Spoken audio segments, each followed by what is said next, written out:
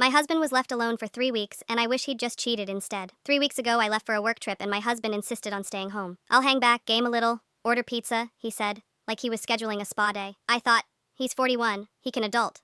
I was wrong. Day 2, he was going to become a grill master.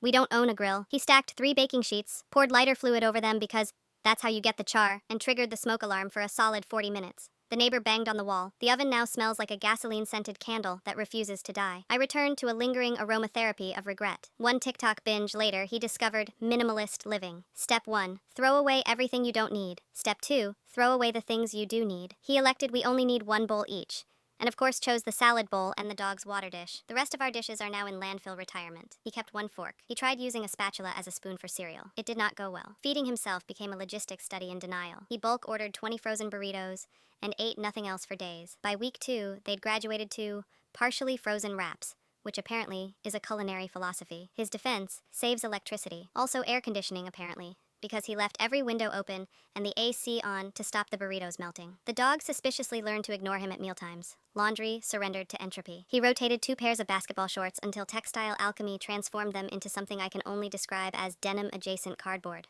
They're stiff enough to file taxes. The dog started growling when he tried to sit down. I'm suspecting the shorts are a legal threat. He decided the dishwasher had a personality problem and tried to fix it himself. Result: a small indoor monsoon, a dead dishwasher, and a new indoor waterfall that the dog now treats as a second pool. He then attempted to mop with an old pizza box.